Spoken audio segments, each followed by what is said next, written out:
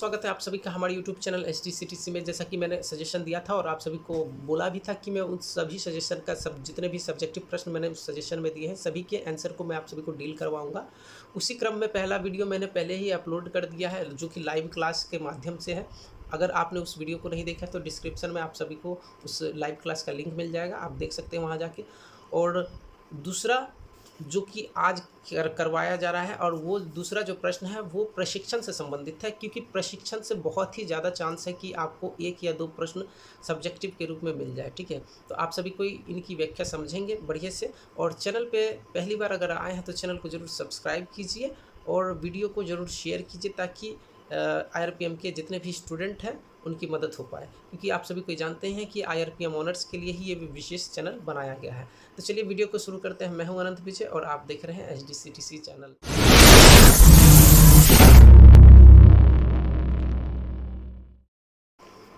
तो आप सभी को स्क्रीन पे क्वेश्चन दिख रहा होगा। क्वेश्चन है प्रशिक्षण को परिभाषित करें एवं प्रशिक्षण के उद्देश्य, महत्व एवं आवश्यकता की विवेचना करें।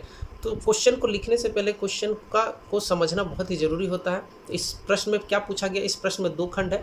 पहले खंड में पूछा गया है कि प्रशिक्षण क्या है, उसका अर्थ एवं परिभाषा बताना है। ठीक है, प्रशिक्षण की अर्थ एवं परिभाषा को बताना है। दूसरा जो खंड है उसमें उद्देश्य, महत्व एवं आवश्यकता पूछा गया है। आप सभी से क्या पूछा गया, महत्व, उद्देश्य एवं आवश्यकता। ठीक है, तो तीनों ही प्रश्न का एक ही आंसर होगा, मतलब तीनों जो दिया हुआ है आवश्यकता, महत्व एवं उद्देश्य, तीनों का एक ही आंसर होगा। अगर आपके एग्जामिनेशन में केवल महत्व आता है तो भी आपको यही आंसर लिखना है, केवल उद्देश्य आता है तब भी आपको यही आंसर लिखना है, केवल आवश्यकता आती है तब भी यही आंसर आप सभी को राइट डाउन करना है आपके एग्जामिनेशन हॉल में। ठीक है, तो चलिए अब इसके अर्थ को हम लोग इसके पहले खंड को समझें, यानी कि पहला खंड जो है प्रशिक्षण को परिभाषित करें। ठीक है, तो किसी भी चीज़ को आप परिभाषित करिएगा तो उससे पहले आप सभी को एक हेडिंग आंसर के रूप में जो है, जब आप आंसर स्टार्ट करते हैं लिखना तो अर्थ या परिचय के रूप में आपको एक हेडिंग देना पड़ता है, जिसके अंतर्गत थोड़ा सा बताना होता है कि जिसकी परिभाषा हम लोग दे रहे हैं उसका अर्थ क्या है या परिचय क्या है उसका। ठीक है, तो चलिए सबसे पहले इसके अर्थ की हम लोग चर्चा करते हैं। आप सभी को दिख भी रहा होगा।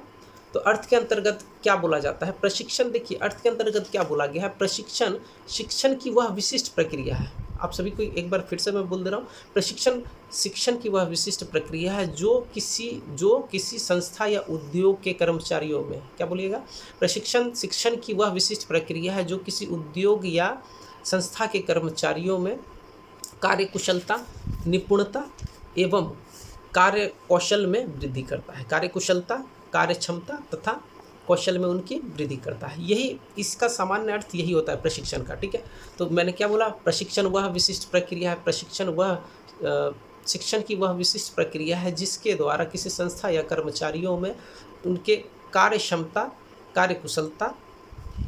कार्यकुशलता में वृद्धि की जाती है। ठीक है, तो अब इस बढ़ते हैं परिभाषा की ओर। अब हम लोग का जो मेन जो प्रश्न पूछा गया था वो परिभाषा से रिलेटेड था, तो हमको ज़्यादा किस पे लिखना है, परिभाषा पे, ना कि अर्थ पे उतना जोर नहीं देना है। 10 लाइन बहुत हो गए, अगर 5 लाइन भी लिखते हैं अर्थ तो बहुत है। ठीक है, इनफ है।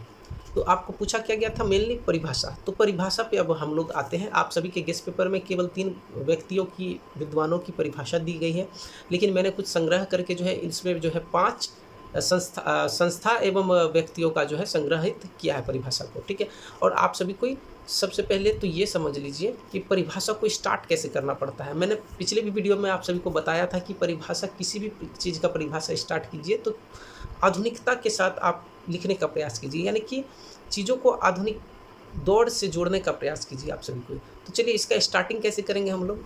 तो आज के देखिए स्टार्टिंग करना कैसे है, आप सबको दिख भी रहा होगा। आज के आधुनिक दौर में, ठीक है, आज के आधुनिक दौर में बदलती हुई तकनीकियों, बदलती हुई कार्य पद्धतियों, बदलती हुई कार्य विधियों, बदलती हुई मशीन के संचालकों एवं बदलती हुई प्रबंधकीय जो शासन होता है वो भी बदल रहा है आजकल। तो बदलती हुई परिस्थिति को देखते हुए बहुत सारे संस्थान एवं कार्मिक विद्वानों ने अपनी अपनी परिभाषाओं को स्पष्ट करने का प्रयास किया है। ठीक है, तो आप सभी को अब याद क्या रखना है, परिभाषा के अंतर्गत कौन कौन से व्यक्ति एवं संस्था थे जिन्होंने अपना परिभाषा दिया। तो आप सभी को याद क्या रखना है, मुख्य बात आपका यही है कि आपको याद रखना पड़ेगा संस्था का क्या नाम था, व्यक्ति जिसने परिभाषा दिया उसका क्या नाम था, ठीक है। तो आप सभी को मैं बता दूं 5 व्यक्ति में सबसे पहले कौन है, विकिपीडिया। आप सभी को एक और मेरे साथ बोल दीजिए, विकिपीडिया, ठीक है। पहला कौन था, विकिपीडिया। दूसरा कौन था, दूसरा था प्लांटिकॉड और इफर्सन। दूसरा कौन था, प्लांटिकॉड और इफर्सन।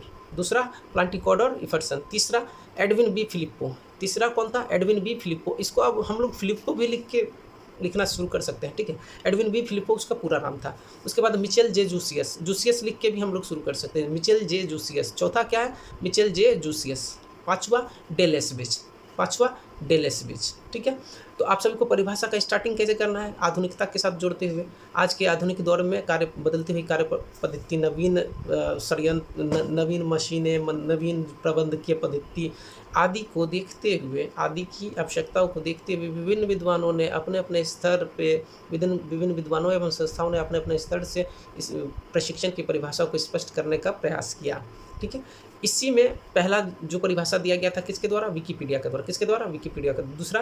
दूसरा जो दिया गया था प्लांटिकॉड और इफर्सन। दूसरा प्लांटिकॉड और इफर्सन। तीसरा एडविन बी फिल्लो, ठीक है, Edwin B Flippo, Edwin B Flippo. चौथा जो है मिचेल जे जूसियस, चौथा मिचेल जे जूसियस। पांचवा डेलेसबिच, ठीक है। तो अब एक एक करके सभी की परिभाषाओं को हम लोग समझते हैं कि विकिपीडिया ने क्या कहा था। विकिपीडिया ने कहा कि विकिपीडिया के अनुसार प्रशिक्षण का अर्थ स्वयं को या अन्य किसी को किसी विशिष्ट कार्य के लिए शिक्षा देना या उनका विकास करना, ताकि वो विशेष कार्य में प्रवीणता ग्रहण कर पाए, वही प्रशिक्षण कहलाता है। विकिपीडिया के अनुसार क्या कहा गया, प्रशिक्षण का अर्थ स्वयं को या अन्य को एक ऐसी विशिष्ट शिक्षा या कौशल विकसित करना है जिससे किसी विशेष कार्य को करने की प्रवीणता उसमें आ जाए, ठीक है। प्लांटिकॉड और इफर्सन तीनों संयुक्त रूप से अपनी परिभाषाओं को परिभाषित करने का प्रयास किया था, और इसके अंतर्गत उनके अनुसार कहा गया प्रशिक्षण एक ऐसी प्रक्रिया है जिसके द्वारा सभी स्तर के कर्मचारियों के ज्ञान, ठीक है, जिसके द्वारा सभी स्तर के कर्मचारियों के ज्ञान एवं कंपनी के विकास तथा कल्याण में सहायता मिलती है, एवं कंपनी के विकास तथा कल्याण में सहायता मिलती है, ठीक है। एक बार पुनः मैं रिपीट कर दे रहा हूँ। प्लांटिकॉड और इफर्सन के अनुसार प्रशिक्षण एक ऐसी प्रक्रिया है जिसके द्वारा सभी स्तर के कर्मचारियों के ज्ञान एवं कंपनी के विकास तथा कल्याण में सहायता मिलती है, ठीक है। अगला जो है परिभाषा जिसके द्वारा दिया गया था वो एडविन बी फिलिप्पो के द्वारा, और इनकी परिभाषा को सर्व उत्कृष्ट परिभाषा समझा जाता है प्रशिक्षण के लिए, ठीक है। तो इनके अनुसार कहना था इनका कि कर्मचारियों में किसी विशिष्ट कार्य के लिए योग्यता में वृद्धि ही प्रशिक्षण कहलाता है, यानी कि कर्मचारियों में किसी विशिष्ट कार्य के लिए योग्यता में वृद्धि करना ही प्रशिक्षण कहलाता है, ठीक है। और ये इनकी जो परिभाषा सर्वमान्य परिभाषा है, इसको आप सभी को याद रखना है मेनली, ठीक है। इसके बाद मिचेल जे जूसियस ने क्या कहा, प्रशिक्षण एक ऐसी प्रक्रिया है जिसके द्वारा विशिष्ट कार्य को संपादन हेतु कर्मचारियों में अभिकृतियों, निपुणता एवं योग्यता में वृद्धि की जाती है, ठीक है। लगभग एक ही जैसा मिला जुला हुआ परिभाषा है, तो इसको अगर आप केवल विद्वानों एवं संस्थानों का नाम अगर याद रख लेते हैं तो आप कुछ ना कुछ उसमें आराम से लिख पाइएगा, ठीक है। तो इसीलिए विद्वान एवं संस्थान का नाम जिन्होंने परिभाषा दिया उसको याद रखना ज़्यादा इंपॉर्टेंट हो जाता है, ठीक है। तो उसको आप याद रखने का प्रयास कीजिए। तो जूसियस ने क्या कहा, प्रशिक्षण एक ऐसी प्रणाली है जिसके द्वारा विशिष्ट कार्य के संपादन हेतु कर्मचारियों की अभिकृतियों, निपुणताओं एवं योग्यताओं में वृद्धि की जाती है, ठीक है। अंतिम जो परिभाषा दिया गया है वो डेल एसबीच के द्वारा। देखिए परिभाषा तो विभिन्न व्यक्तियों एवं संस्थाओं ने दिया था, लेकिन उसमें से कुछ जो अच्छा परिभाषा है, जो उत्कृष्ट परिभाषा है, उसको मैं चुन के अपने नोट्स में डालता हूँ और उसी को आप सभी को बताता हूँ, ठीक है। तो आपके गेस्ट पेपर में भी दिया हुआ है डेल एसबीच का। बीच के अनुसार क्या कहना था, बीच का कहना था कि प्रशिक्षण वह संगठित प्रक्रिया है जिसके द्वारा व्यक्ति किसी निश्चित उद्देश्य के लिए ज्ञान और चातुर्य सीखता है।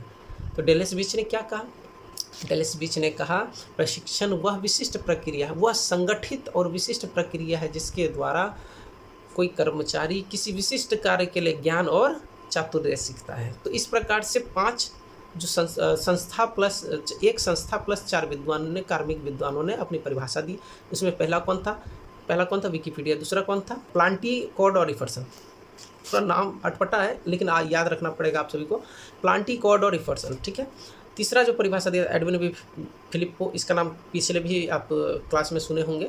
और उसके बाद मिचेल जे जूसियस और उसके बाद डेल एसबीच। तो इन डेलेसबिच का भी नाम इससे पहले आप सभी ने सुना था। अब आप सभी को क्या करना होता है, जो परिभाषा आपने लिखा दूसरे का, तो उसका एक निष्कर्ष आप सभी को लिखना होता है परिभाषा के नीचे, ठीक है।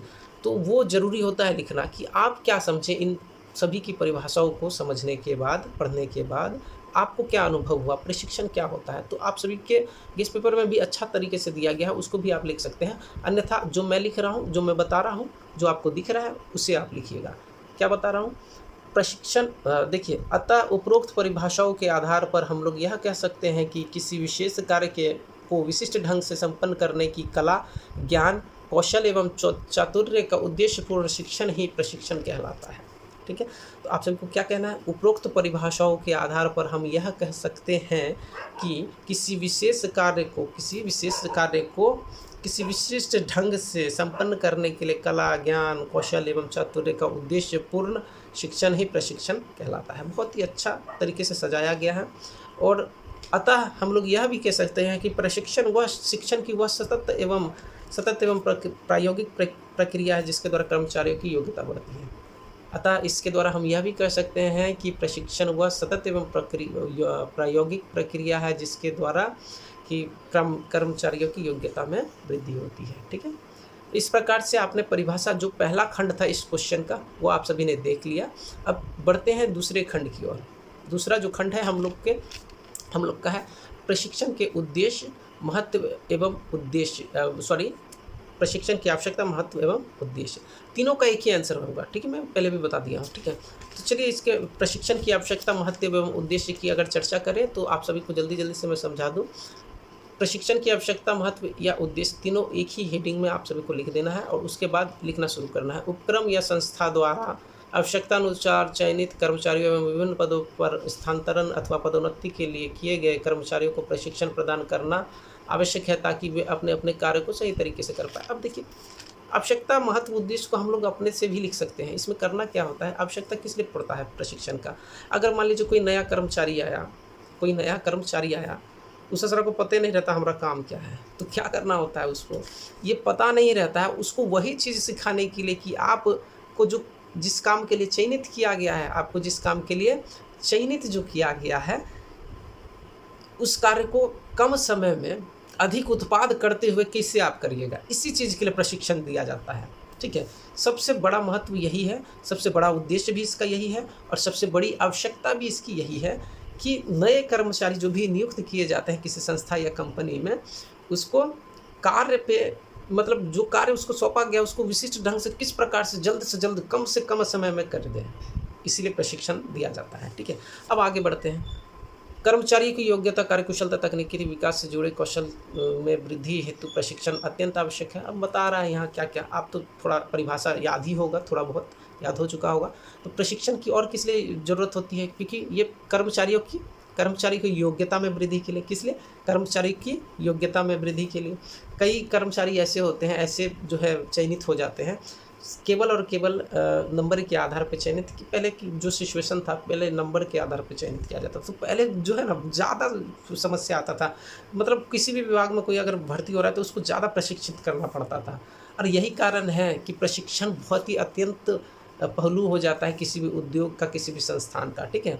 तो इसमें क्या होता है कि उसकी योग्यता, कार्यकुशलता एवं तकनीकी ज्ञान को बढ़ाने के लिए, ठीक है, प्रशिक्षण की अत्यंत आवश्यकता होती है। आधुनिकता के इस दौर में, अब मैं पिछले बार जो हम थोड़ा देर पहले ही जो हम लोग आधुनिकता के साथ जोड़ने का प्रयास किए थे, क्या क्या हुआ था उसमें, आधुनिक में क्या हो रहा है, आधुनिकीकरण के फलस्वरूप क्या हो रहा है, तकनीक बदल रहा है, नया नया तकनीक आ रहा है, नया नया मशीन आ रहा है, नया नया प्रकार से संचालित हो रहा है, नया नया प्रबंधकीय पद्धतियाँ आ रही हैं, नया नया जो है कंपनी की कार्यविधियाँ आ रही हैं। तो इन सभी को समझाने के लिए भी प्रशिक्षण की आवश्यकता पड़ती है, ठीक है।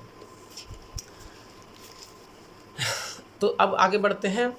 प्रशिक्षण, देखिए दूसरे पैरा में हम लोग पहुंच चुके हैं, तीसरा पैरा में लिखा हुआ है प्रशिक्षण स्वस्थ प्रबंध की आधारशिला है। ये बहुत ही इंपॉर्टेंट है, मैंने इसको अंडरलाइन भी कर रखा है, आप सभी कोई भी इसको अंडरलाइन करिएगा। और सॉरी, एक चीज़ और जो है दूसरे पैरा में छूट गया है, वो न्यूनतम लागत पर अधिकतम उत्पादन करने की, क्योंकि आधुनिकता के इस दौर में न्यूनतम लागत पर अधिकतम उत्पादन करने की होड़ लगी है, इसी वजह से भी प्रशिक्षण की आवश्यकता होती है, ठीक है। और इन क्रमागत परिवर्तनों के कारण प्रशिक्षण अत्यंत आवश्यक हो जाता है। अब तीसरे पैरा में चलते हैं। तीसरा पैरा है प्रशिक्षण स्वस्थ प्रबंध की आधारशिला। स्वस्थ प्रबंध की मतलब स्वस्थ प्रबंध का अर्थ हो जाता है हेल्दी प्रबंध, हेल्दी, ठीक है। हेल्दी का क्या अर्थ होता है? यह हेल्दी का अर्थ मतलब मोटा गए वो नहीं होता है, ठीक है, वो चीज़ नहीं होता है। हेल्दी का अर्थ हो गया कि एक सुचारू ढंग से प्रबंध की प्रक्रिया चल रही है, उसको ही यहाँ स्वस्थ बोला गया है, ठीक है। तो आप सभी ऑब्जेक्टिव भी पूछा जा सकता है, इससे क्या पूछा जा सकता है? प्रशिक्षण स्वस्थ प्रबंध की आधारशिला है, सत्य या असत्य? तो आप सभी को क्या बोलना है? सत्य, ठीक है। अब इसी बीच वाटकिंस एवं डोड के शब्दों में बताया गया है कि प्रशिक्षण प्रबंधकीय नियंत्रण का महत्वपूर्ण पहलू। प्रशिक्षण क्या है? प्रबंधकीय नियंत्रण का महत्वपूर्ण पहलू है। इसके अलावा उद्योग की संस्था एवं उद्योग के उपक्रम में घटित होने वाली घटनाओं को कम करने के, अपव्यय को रोकने के लिए, प्रतिस्पर्धा में बने रहने के लिए तथा सफलतम साधन के रूप में इसे देखा जा सकता है। ये सभी चीज़ उतना इम्पोर्टेंट नहीं है, जिसे याद रखना है आप सभी को। अब आ रहा है, अब आपको लिखना कैसे है? तो लिखने के लिए आप सभी को देख रहे हैं, जैसे मैं लिखा हूँ आप प्रयास करिएगा उस टाइप से मैं लिख पाऊँ, ठीक है। अगर इस टाइप से अगर इसका अगर 90-70% भी लिखते हैं ना, तो आपको 60+ नंबर आने वाला है, ठीक है। तो अब देखिए आगे क्या बताया गया। प्रशिक्षण की आवश्यकता, महत्व एवं उद्देश्य को हम लोग अग्रलिखित बिंदुओं से समझ सकते हैं। अग्रलिखित बिंदुओं, यही बिंदु आप सभी को याद रखना है, ठीक है। सबसे पहले क्या याद रखना? परिभाषा में क्या याद रखना था? विद्वान एवं संस्थान का नाम। और यहाँ क्या याद रखना है? क्या उद्देश्य, महत्व एवं, देखिए कुछ भी पूछ ले, उद्देश्य पूछ ले, महत्व पूछ ले या आवश्यकता पूछ ले, इन बिंदुओं को आप सभी को याद रख लेना है, जो कि आपको दिख रहा होगा, ठीक है। तो पहला जो बिंदु है वो प्रतिस्पर्धा में सफल होने के लिए प्रशिक्षण की आवश्यकता है, या प्रशिक्षण का उद्देश्य है, या प्रशिक्षण का महत्व इस बात से है। समझ में आया? तीनों में से कुछ भी लिख सकते हैं, ठीक है।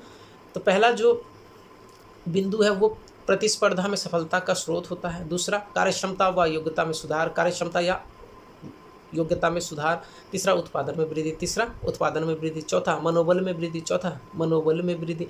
पांचवा दुर्घटना में कमी, पांचवा दुर्घटना में कमी। छठा आत्मविश्लेषण, छठा आत्मविश्लेषण। सातवां कार्य संबंधी उत्तम निर्णय, सातवां कार्य संबंधी उत्तम निर्णय। आठवां संस्थागत सूचना का ज्ञान, संस्थागत सूचना का ज्ञान। नवा नए कर्मचारियों को कार्य की जानकारी, नए कर्मचारियों को कार्य की जानकारी। 10वां कर्मचारियों के विकास के लिए, कर्मचारियों के विकास के लिए। 11वां प्रबंधकों के निर्देशन का भार कम, प्रबंधकों के निर्देशन का भार कम। 12वां संगठन की स्थिरता हेतु, स्थिरता एवं लोचता, दोनों आप लिख सकते हैं, स्थिरता एवं लोचता, ठीक है। संगठन की स्थिरता एवं लोचता हेतु, संगठन की स्थिरता एवं लोचता हेतु। 13वां संगठन के प्रति निष्ठा भावना का विकास, संगठन के प्रति निष्ठा भावना का विकास। 14 कर्मचारियों के व्यवहार में सुधार हेतु, कर्मचारियों के व्यवहार में सुधार हेतु। 15वां कर्मचारियों में सामंजस्य स्थापना के लिए, ठीक है, कर्मचारियों में सामंजस्य स्थापना के लिए। 17वां संगठन की लोच व्यवस्था को बनाए रखने के लिए। 18वां परिवर्तन के प्रति अनुकूलता हेतु, परिवर्तन के प्रति अनुकूलता हेतु। 20वां कर्मचारी को 19वां होगा, कर्मचारियों को अभिप्रेरित करने के लिए, कर्मचारियों को मोटिवेटेड रखने के लिए, है ना। अभिप्रेरित मतलब मोटिवेटेड, ठीक है। उसके बाद कर्मचारियों की आय में वृद्धि के लिए, कर्मचारियों की आय में वृद्धि के लिए और मधुर औद्योगिक संबंध की स्थापना के लिए। अगर आपको ये 21-22 बिंदुएं जो भी मैंने बोला उसका अगर आधा भी याद रह जाता है आप सभी को, तो आराम से इस क्वेश्चन का आंसर आप सभी को एग्ज़ाम में लिख पाएंगे। अगर बिंदु याद है तो आप कुछ ना कुछ इतना सक्षम हो गए हैं कि कुछ ना कुछ आप लिख ही देंगे। और कुछ भी अगर लिखे, आप सभी को याद रखना, किसी भी हेडिंग में आप सभी को 3 से 4 लाइन एनफ हो गया, 3 से 4 लाइन से ज़्यादा नहीं लिखना है। खूब अगर हो गया तो 5 लाइन, ठीक है, इससे ज़्यादा नहीं लिखना है एक हेडिंग में, ठीक है। एक बिंदु में आपको 3 से 4 लाइन लिखना होता है और ज़्यादा की ज़रूरत भी नहीं है, और 3 से 4 लाइन आराम से हम खुद के शब्दों में लिख सकते हैं, ठीक है। तो चलिए यहाँ पे देखिए कार्यक्षमता में सुधार में क्या बताया गया है, बहुत ही नॉर्मल सा है। पहला बिंदु जो बताया गया वो कार्यक्षमता में सुधार। अब प्रशिक्षण क्या है? सबसे पहले डेलिस बीच की बात को उठाया गया है, और डेलिस बीच के अनुसार प्रशिक्षण कर्मचारियों की कार्यक्षमता में बढ़ोतरी करता है। इतना तो हम लोग भी लिख सकते थे। अतः प्रशिक्षण द्वारा कर्मचारियों की कार्यकुशलता बढ़ती है, कार्यक्षमता में विकास होता है, उसकी समझ में आया, तो यही चीज़ लिख देना है, ठीक है। आगे बढ़ जाना है। उसके बाद दूसरा जो बिंदु है वो उत्पादन में वृद्धि। क्या है? उत्पादन में वृद्धि। अब कर्मचारी को प्रशिक्षित करेंगे तो उसका ऑटोमेटिक है, कर्मचारी को अगर हम लोग प्रशिक्षित कर रहे हैं तो वो कम से कम समय में अधिक से अधिक उत्पादन करेगा। उससे क्या होगा, उत्पादन में वृद्धि होगा, कम लागत में उत्पादन में वृद्धि हो जाएगा। तो यहाँ देखिए और दूसरे तरीके से लिखा गया, लेकिन उसका मेन जो है फैक्ट मैं आप सभी को बता दिया हूँ। अब आप चाहें तो मेरे नोट्स के अकॉर्डिंग आप लिख सकते हैं, और नहीं तो इसको 2-4 बार पढ़ के अपनी भाषा में भी लिख सकते हैं। मैंने नोट्स के अकॉर्डिंग क्या लिखा है यहाँ, प्रशिक्षण के माध्यम से किसी संस्था में होने वाली भय कम होता है, क्योंकि प्रशिक्षण के द्वारा कर्मचारियों के मानसिक, शारीरिक एवं कार्य पद्धति में सुधार होता है, फलतः उत्पादन में वृद्धि होती है। तो अपने शब्दों में आप लिखिए। अगर ये याद नहीं हो रहा है तो आप अपने शब्दों में लिखिए, 2-4 बार पढ़िए, अपने शब्दों में लिख लीजिए। तीसरा जो बिंदु था वो मनोबल में वृद्धि। मनोबल में अब प्रशिक्षण अगर किसी को दिया जाता है तो उसका कार्यकौशल, तकनीक और तकनीकी विकास होता है, ठीक है। जिससे कर्मचारियों को लगता है कि नहीं, हम फलाना काम नहीं जानते थे, अब जान गए। जैसे आप लोग अगर बच्चे को पढ़ाते होंगे तो बच्चा लोग को कोई अगर नया चीज़ आ जाता है, मान लीजिए इतने दिन से अंकगणित पढ़ रहा था, अचानक से उसको अलजेब्रा मिल गया। अलजेब्रा में अगर वो बेसिक भी सीख गया तो वो जानता है कि नहीं, वो समझता है कि नहीं, हम लोग जो है, हम लोग का कुछ विकास हुआ। यानी कि उसका क्या होता है, उसका कॉन्फिडेंस लेवल बढ़ता है, यानी कि मनोबल उसका बढ़ जाता है, ठीक है। और वो जानता है कि अगर इतना सीखे तो इसके बाद वाला भी बना लेंगे, ईजी होगा, ठीक है। इस प्रकार से प्रशिक्षण के बाद कर्मचारियों का मनोबल बढ़ता है। उसके बाद 4 नंबर क्या दिया गया है, दुर्घटना में कमी आती है। और सिंपल सी बात है, दुर्घटना में कमी आने का क्या अर्थ हो गया, अगर कोई नया व्यक्ति अचानक से आया और काम पर भिड़ गया तो ओकरो ABCD ना पता है सुरक्षा का, और चल दिया ससुरा काम करने, तो अब होगा क्या, उसमें दुर्घटना का जो संख्या है वो बढ़ेगा क्या घटेगा। अगर नया व्यक्ति बिना प्रशिक्षण लिए किसी भी कार्य को करता है तो दुर्घटना की संभावना ज़्यादा होती है। तो प्रशिक्षण के बाद क्या होता है, दुर्घटना की होने की जो है चांसेस क्या हो जाते हैं, घट जाते हैं, ठीक है। ये अपने शब्दों में भी आप लिख सकते हैं। उसके बाद कर्मचारियों की आय में वृद्धि करता है। अब इसके बारे में आप सोचिए, कर्मचारियों की आय कैसे बढ़ाता होगा, प्रशिक्षण कैसे बढ़ाता होगा। जब कोई भी व्यक्ति बोकस से एक्सपर्ट बन जाता है, जब कोई व्यक्ति बोकस से एक्सपर्ट बन जाता है तो उसका क्या होता है, वैल्यू क्या होगा, बढ़ेगा। अब वैल्यूआ जब बढ़ेगा तो वो बोलेगा ना, सर जी हमको 5 टका पहले देते थे, अब हमको 25 टका दीजिए, हम नहीं तो चले दूसरा कंपनी में। समझ में आया। तो यानी कि प्रशिक्षित व्यक्ति जो है किसी भी नई कंपनी में जाएगा तो उसको यहाँ से ज़्यादा ही मिलेगा। इसी वजह से मजबूर होकर नियोक्ता जो है उसका वेतन, उसका जो मजदूरी है वो बढ़ा देता है। समझ में आया। अब आगे बढ़ते हैं, आत्मविश्लेषण। अब प्रशिक्षण कैसे आत्मविश्लेषण में कार्य करता है। आत्मविश्लेषण के अंतर्गत यह स्वयं को परखने की विधि होती है कि हम लोग कितना मैं स्वयं कितना जानता हूँ। अब कोई स्वयं से झूठ नहीं बोल सकता है। समझ में आया। कोई भी व्यक्ति दूसरों के सामने झूठ बोल देगा, लेकिन अगर एक ये कर लेते हैं, एक एग्जांपल उठा लेते हैं। एग्जांपल में मैंने मान लीजिए मैं 10 आदमी खड़े हैं वहाँ, अब मैं झूठे बोल रहा हूँ कि हमको जो है ना पूरा गेस्ट पेपर हुआ यादें है, वहाँ तो मैंने बोल दिया, लेकिन जब मैं घर आऊँगा अरे ससुरा यादें नहीं है, खूब क्वेश्चन समझ में आया। तो इसी को बोलते हैं आत्मविश्लेषण। ये स्वयं के आत्मविश्लेषण को सिखाता है। इसका अर्थ है कि अपना तो आत्मविश्लेषण सिखाता ही है, दूसरे के व्यवहार की परख भी सिखाता है प्रशिक्षण, ठीक है। कि दूसरा कैसे बात कर रहा है, दूसरा कैसे सीख रहा है, दूसरे के कौशल के कैसे विकास हो रहा है, ये सब चीज़ें भी सीखता है, ठीक है। अब आगे बढ़ते हैं, प्रतिस्पर्धा में सफलता। अब प्रतिस्पर्धा मतलब समझ ही रहे होंगे, आज के आधुनिक दौर में हम लोग जी रहे हैं और बेरोजगारी इतना ज़्यादा बढ़ गया है। समझ रहा है, जो 10 गो अगर पोस्ट निकलता है कोनो सरकारी नौकरी का, तो उसमें पता चलता है 2 लाख भर दिया है। अब 2 लाख में क्या होगा, कंपटीशन में ना होगा, वही तो होता है प्रतिस्पर्धा, उसी को बोला जाता है। और प्रतिस्पर्धा में कौन सफल होगा, जो कि रोज़ मेहनत करता हो, या जो कि चलो आज पढ़ लेते हैं 2-4 दिन बाद फिर पढ़ेंगे, वो सफल होगा, या जो रोज़ मेहनत कर रहा है। डेफिनेटली जो रोज़ मेहनत कर रहा है, चाहे 1 ही घंटा करे, लेकिन नियमित रूप से कर रहा है, नियमित रूप से विधिवत रूप से कर रहा है, तो उसी को सफलता मिलेगा। यानी कि प्रतिस्पर्धा में किसको सफलता मिलेगा, जो कार्य में कुशल हो, कार्य कौशलता हो उसके पास, जो कि कार्य के लिए विकसित हो चुका हो। समझ में आया। तो प्रशिक्षण एक सतत प्रक्रिया होती है। आप सभी ने परिभाषा में देखा भी था, प्रशिक्षण क्या होता है, एक सतत और प्रायोगिक प्रक्रिया होती है शिक्षण की, ठीक है। शिक्षण और प्रशिक्षण में यही अंतर है। शिक्षण हम लोग के जनरल नॉलेज में वृद्धि करता है, प्रशिक्षण हम लोग को किसी कार्य को विशिष्ट ढंग से करना सिखाता है। समझ में आया। इसी वजह से प्रतिस्पर्धा में सफल होने के लिए क्या होना जरूरी है, प्रशिक्षण जरूरी है, ठीक है। अब आगे बढ़ते हैं, मधुर औद्योगिक संबंध की स्थापना के लिए। मधुर औद्योगिक संबंध मतलब समझ ही रहे हैं, पार्ट 1 में तो था ही। औद्योगिक संबंध किसे कहते हैं, सॉरी पार्ट 1 में ही, पार्ट 2 में ही है शायद, जो भी हो। इंडस्ट्रियल रिलेशंस की अगर बात करें पार्ट 2 में ही है, ठीक है, पेपर 3 आप सभी का। तो उसमें क्या होता है, मधुर औद्योगिक संबंध। औद्योगिक संबंध क्या होता है, उद्योग में कर्मचारी एवं नियोक्ताओं के बीच के संबंध को औद्योगिक संबंध नॉर्मली कहा जाता है। अब उसके बीच मधुर औद्योगिक संबंध कैसे स्थापित होगा, अगर प्रशिक्षित होगा कोई व्यक्ति तो वो अपने कार्य से संतुष्ट होगा। अब वो जब अपने कार्य से संतुष्ट होगा और उसको लगेगा कि हमको जो है ना इतना सा काम के लिए बहुत अच्छा वेतन मिल रहा है, तो वो क्या करेगा, पूरे श्रद्धा और विश्वास के साथ कार्य करेगा, जिससे नियोक्ता भी खुश होगा। अरे वाह, ये ससुरा जो नया भर्ती हुआ तो बहुत अच्छा काम कर रहा है, समझ में आया। तो इससे नियोक्ता को भी संतुष्टि होगी। तो नियोक्ता को जब संतुष्टि होगी तो दोनों के बीच क्या होगा, मधुर औद्योगिक संबंध स्थापित होगा कि नहीं, बस वही चीज़ है, ठीक है। अब आगे बढ़ते हैं। अगला जो है कार्य संबंधी निर्णयन। कार्य संबंधी निर्णयन यानी कि कार्य संबंधी निर्णयन का अर्थ तो समझ ही गए होंगे आप सभी को, किसी भी कार्य के संबंध में कोई निर्णय लेना ही कार्य संबंधी निर्णयन कहलाता है। अब कोई प्रशिक्षित व्यक्ति ही तो कोई उचित निर्णय ले सकता है कि अगर मान लीजिए मुझे कोई काम दिया गया, मतलब मान लीजिए कंप्यूटर पे बिलिंग करने का दे दिया एक्सेल शीट पे कि आप जो है आज का जो भी विक्रय क्रय हुआ उसको बिलिंग कीजिए आप।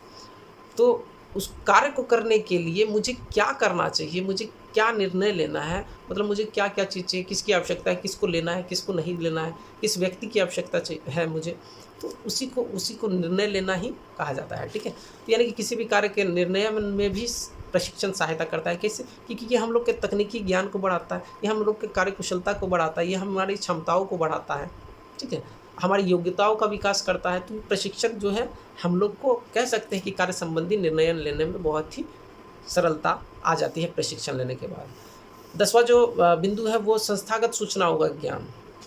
कोई भी नया कंपनी आता है तो उसको कोई भी नया कर्मचारी किसी कंपनी या संस्था में भर्ती होता है, चाहे वो सरकारी हो या प्राइवेट हो, तो सबसे पहले उसको काम पे नहीं लगाया जाता है। कारण ये है, सबसे पहले उसको कंपनी या संस्था के बारे में बताया जाता है कि हमारी संस्था ऐसी है वैसी है, 50 साल से चल रही है, हम लोग ने इतना प्रमोशन किया, इतना जो है कमाया है, इतना जो है अर्निंग है हम लोग का, इतना हम लोग का एम्प्लॉय है, हम लोग इतना साल में गठित हुए थे, फलाना फलाना, ठीक है।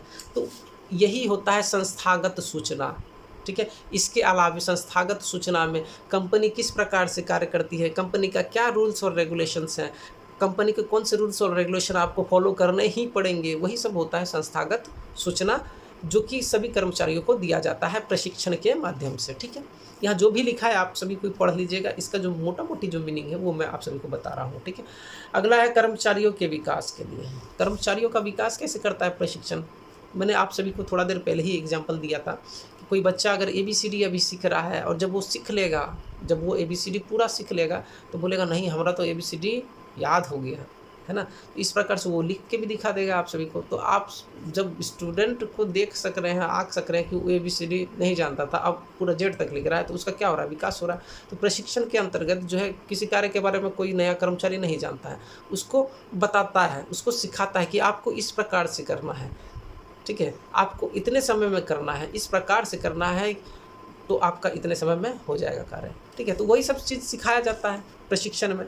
तो ये क्या करता है, कर्मचारियों का मानसिक विकास करता है, ठीक है। ये क्या करता है, मानसिक विकास करता है, उसकी कुशलता का विकास करता है, उसकी योग्यता का विकास करता है, ठीक है। तो इस प्रकार से हम लोग देखते हैं कि प्रशिक्षण कर्मचारियों का भी विकास करता है, ठीक है, उनके ज्ञान में विशेषकर। अगला जो है 13 नंबर, प्रबंधकों के निर्देशन का भार कम होता है। अब कोई भी नया कर्मचारी अगर आएगा तो पता चलेगा प्रबंधक को, मान लीजिए 100 कर्मचारियों का भर्ती हो गया, बिना प्रशिक्षण दिए वो लोग को काम पे लगा दिया गया, ठीक है। अब उसमें जो है उसका जो हेड होगा, प्रबंधक जो होगा, वो ससुरा पगला जाएगा, बोलेगा 100 जो है नया है, किसी को भी कुछ पता नहीं है, प्रशिक्षण तो मिला नहीं है वो लोग को। अब वो क्या करेगा, मतलब एक स्टेप करेगा, दूसरा स्टेप, सर जी बताइए ना क्या होगा, सर जी देखिए ना इसमें कितना मेजरमेंट लेना है, तो वगैरह वगैरह बहुत प्रकार की जो समस्या आने लगेगी, ठीक है। तो उससे क्या होगा, प्रबंधकों का भार बढ़ता है। प्रशिक्षण अगर नहीं दिया जाता है तो प्रबंधकों का जो है, जो भी निगरानी करते हैं कार्य का, उन लोग का तो भार बढ़ेगा। लेकिन प्रशिक्षित आदमी को अगर चयन करने के बाद, भर्ती होने के बाद, चयनित होने के बाद किसी व्यक्ति को यदि प्रशिक्षित किया जाता है तो उससे प्रबंधकों का कार्यभार क्या होता है, कम होता है कि नहीं। बिल्कुल वही बात बताया गया है यहाँ, ठीक है। अब आगे संगठन की स्थिरता है। तो संगठन में स्थिरता किस प्रकार से लाता है भाई, संगठन में स्थिरता, जो मान लीजिए कोई कंपनी में अचानक से कोई कर्मचारी छोड़ के चला गया, एक्सपर्ट था कोनो काम में, मतलब 10 गो डब्बा बनाना था ना, वो 5 मिनट में ससुरा बना देता था। लेकिन नयिका जो आया है ना, वो साला 5 गो डब्बा ही बनाने में 20 मिनट लगा रहा है वो ससुरा। तो क्या होगा उस स्थिति में? उस स्थिति में क्या होगा, कर्मचारियों मतलब कंपनी को तो घाटा लग जाएगा। लेकिन इसके लिए भी कंपनी तैयार रहती है, उसी को बोलते हैं कंपनी में स्थिरता लाना, कि प्रशिक्षण द्वारा जो है हम 2 दिन में तुम्हारे जैसा एक्सपर्ट बना देंगे केकरो पकड़ के, उसी को बोलते हैं प्रशिक्षण। ठीक है, वो भी तुम्हारे ही जितना, उतने ही समय में उतना ही उत्पादन करके दिखा देगा। ठीक है, इसी को बोलते हैं संगठन में स्थिरता लाना। अचानक से अगर कोई कंपनी में कार्य छोड़ के चला जाता है तो उसके जगह नए कर्मचारी को प्रशिक्षित कर तुरंत कार्य पर लगाना ही, उससे क्या होता है, कंपनी का संतुलन बना रहता है, श्रम पूंजी का अनुपात बना रहता है। अगला 14 नंबर जो है बिंदु, 15 नंबर, वो संगठन के प्रति निष्ठा जागृत करना। अब देखिए, कंपनी के बारे में प्रशिक्षण जब भी दिया जाएगा तो सामूहिक तौर पर दिया जाएगा। वहाँ बहुत सारे कर्मचारी होंगे और सभी को एक सा ज्ञान मिलेगा, सबको एक सा विधिया बताया जाएगा, फलाना करना है, चिलाना नहीं करना है। तो इससे क्या होगा, संगठन का एकता का विकास होता है, जिससे कि संगठन के प्रति सभी कर्मचारियों की निष्ठा क्या होती है, बढ़ती है। ठीक है, अगला कर्मचारी की व्यवहारिक सुधार होता है। प्रशिक्षण से क्या होता है, व्यक्तियों के बीच जो है व्यवहारिक जो भी वातावरण है उसमें सुधार आता है। ठीक है, अगला क्या है, परिवर्तन के प्रति अनुकूलित होना। ठीक है, परिवर्तन मतलब अभी देख ही रहे हैं, आधुनिक युग में पहले क्या होता था, हाथ से जो है लिखा जाता था। ठीक है, धीरे धीरे क्या आया, प्रिंटिंग प्रेस आया, उससे छपाई होने लगा। तो ये क्या है, आधुनिकता के दौर में तकनीकी का रोज रोज नया नया विकास हो रहा है। और इस प्रकार से इस विकास के साथ सामंजस्य बनाने के लिए, यानी कि परिवर्तन के अनुकूलता बनाने के लिए जो है प्रशिक्षण की आवश्यकता पड़ती है। जैसे कि आप सभी ने जाना कि नए मशीन आ रहे हैं, नई कार्यविधियाँ आ रही है, नई प्रबंधकीय पद्धतियाँ आ रही है, तो इसको सामंजस्य करने के लिए परिवर्तन के साथ साथ अनुकूलित होना बहुत ही जरूरी होता है। ठीक है, इस प्रकार से हम लोग कह सकते हैं प्रशिक्षण की महत्व एवं आवश्यकता एवं उद्देश्य को विभिन्न प्रकार से आपने देखा, जिससे यह निष्कर्ष निकलता है, प्रशिक्षण के अभाव में कर्मचारी संस्थाएं एवं प्रतिष्ठानों का विकास असंभव है, क्योंकि प्रशिक्षण द्वारा ही कर्मचारियों की कुशलता, कार्यानुभव, कार्यक्षमता आदि का विकास होता है तथा श्रम पूंजी का अनुपात भी बना रहता है। इस प्रकार से इस क्वेश्चन का पूरा व्याख्या आप सभी ने जान लिया। मैं उम्मीद करता हूँ कि आप सभी को समझ में आया होगा। अगर नहीं समझ में आया तो आप कमेंट कीजिएगा, मैं और इसको किताबी भाषा छोड़ के मैं इसको समझाऊंगा। सिर्फ जो लिखा है वो आप सभी को तो दिखेगा और मैं आपको सिर्फ समझाने का काम करूंगा। तो कैसा लगा ये वीडियो कमेंट जरूर कीजिएगा, और चैनल पे अगर नए हैं तो चैनल को जरूर सब्सक्राइब कीजिएगा और वीडियो को शेयर कीजिएगा।